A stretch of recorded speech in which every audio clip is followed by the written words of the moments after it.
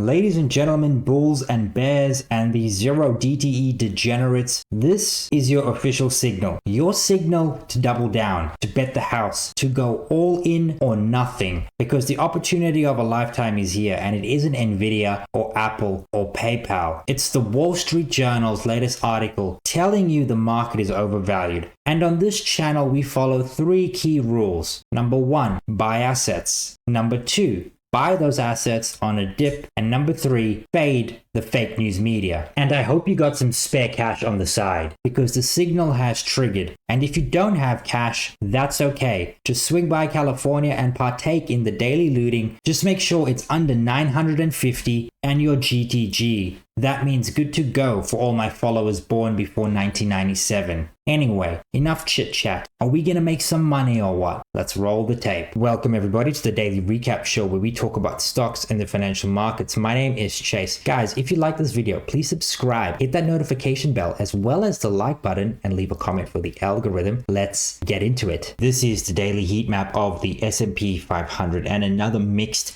very jittery day of trade.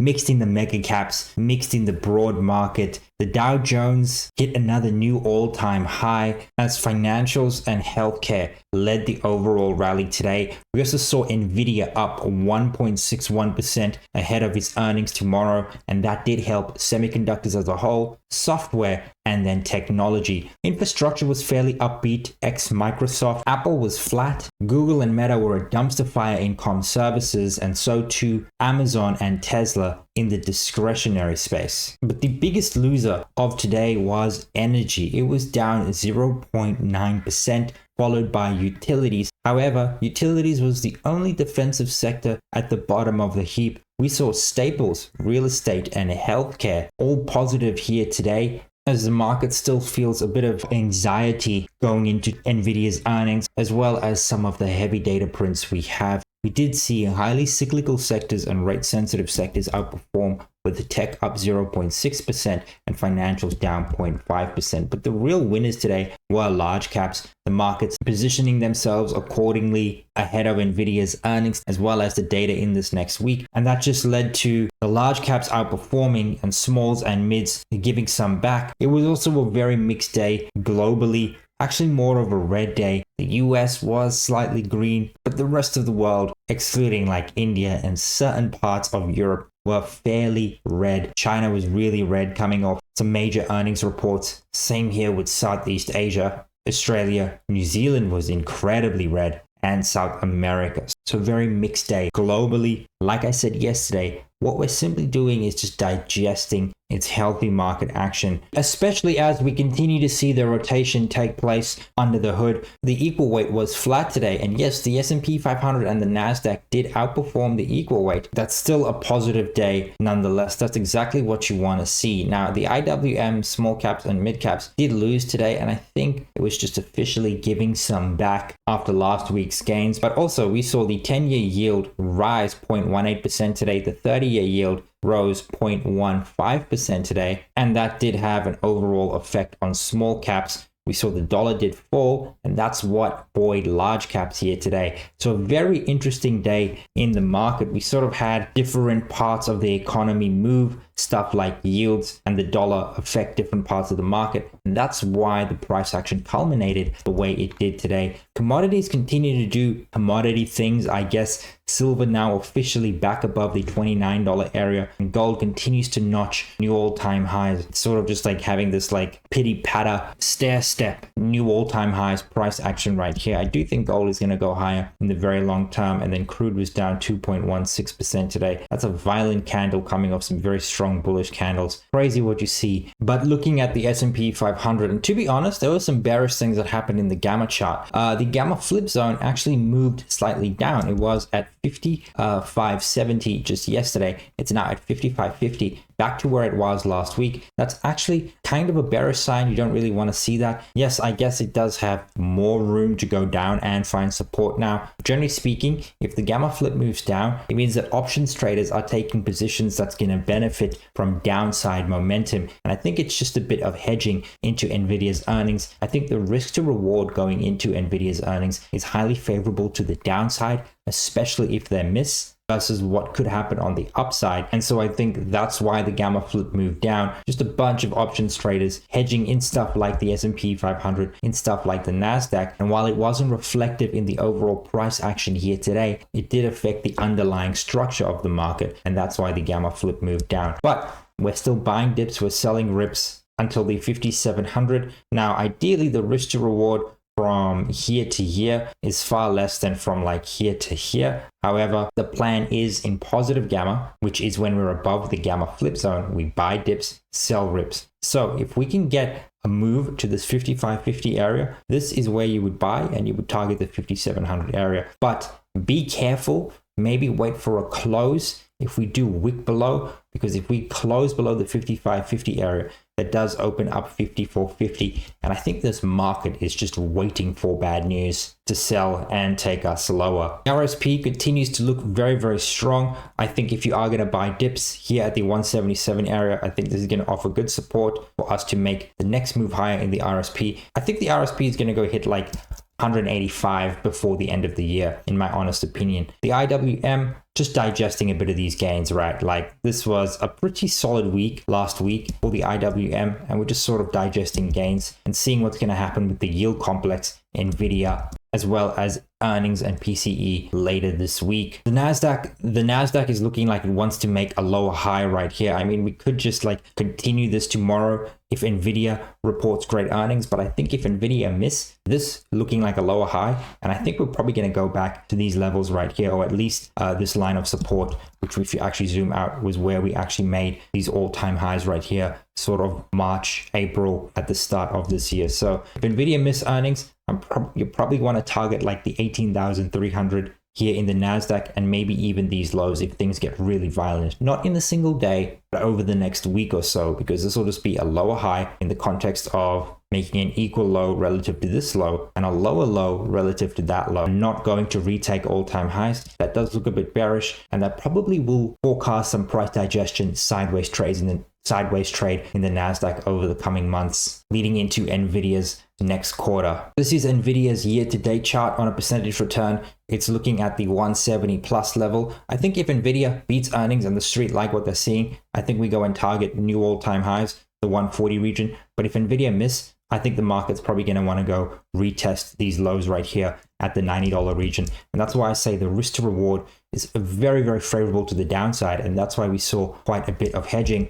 If we actually just take a measured move, right, and measure from where we are right now to new all-time highs, and then take a second measurement and go from the same position down to the lows, you can see a very favorable risk to reward skewed to the downside. I think that's why we saw a little bit of the hedging we did in the market. However, the bet is still asymmetrical in the sense that Nvidia can definitely beat tomorrow, and they are going to produce a record revenue number. It's going to be 27 billion at least. It could be as high as 34 billion. It's just dependent on how much is priced in. And we clearly saw with the options market, especially with the gamma flip moving down, the market was preparing itself. But it's just a dip buying opportunity because Nvidia is still producing a record amount of sales, a record amount of revenues, and everybody still needs their chips. So buy dips, sell rips. And if we do get a larger dip tomorrow, have some cash ready for the dip. And if you've been a part of this community for a while, we do these sentiment polls every single week. So for those of you that are not subscribed, go ahead, subscribe so you see these in your feed every single Friday. Sometimes we do it on a Friday, sometimes we do it on a Saturday, but on the weekends, I normally pose a different question each week. And this week I asked, what are you most bullish on? Large caps, mid caps, small caps, or bonds? And the results actually surprised me. To be honest, I truly thought small caps and bonds were going to get 80% of the votes, but to actually see large caps, 36% of you are bullish on large caps this week. Very interesting week. And mid caps, 6% are bullish on mid caps. That reminds me, go show your middle child some love, guys. Come on. This is ridiculous. But small caps, the clear winner. Second place, large caps. And this was so interesting to me. And I think it has to do with the fact that we have quite a number of large names reporting tomorrow. We have CrowdStrike, Salesforce, HP. But the big one, the big boy, is Nvidia. This is really going to move the market tomorrow. There are huge expectations. especially considering the rally we've seen and how much is priced into the market. And Nvidia is going to be the name that everybody's going to watch. So here are the earnings expectations for Nvidia tomorrow. And the street is expecting normalized earnings of 64 cents, GAAP earnings to come in at 60 cents, revenue at 28.71 billion. But the big thing that everybody wants an update on has to do with the newest Blackwell chip and what the delays and the timeline is looking like. Because there's been word on the street, there's possibly been 3 to 6 months worth of a delay in the newest Blackwell chip. Nvidia has said nothing about that. They've been completely radio silent, and that's what everybody is really anxious about tomorrow. So the guidance numbers, Blackwell, margins, as well as earnings in that order, that's the importance of events going into Nvidia's earnings tomorrow, because Nvidia is really going to make or break the large cap momentum for the next quarter, and smart money has already positioned themselves accordingly. This is average active ownership in major S&P 500 names, and you can see throughout August, smart money has actually decreased their average ownership in all of the Mag 7 names except for Meta, and they've actually increased their average weighting in the rest of tech by 27 basis points. And this just goes to the rotation we're seeing under the hood. We literally are rotating out of a few big names into the broader market, but it's not just large cap tech into the rest of tech. It's actually just large cap names into small cap names. And this is what we normally see on the back of easing cycles. Small caps tend to outperform, and they tend to outperform from the get-go. And that's why you have to be positioned ahead of this, otherwise you're going to completely miss the train. You can see that small caps, when the Fed cuts rates 3 months after, gain 10%, 14% 6 months later, 26.6% 12 months later, compared to mid caps and large caps. However, don't discount the fact that this is still stellar returns 12 months later and well above the median S&P 500 average. And regardless of where you want to be positioned, when the Fed does cut rates, earnings are growing,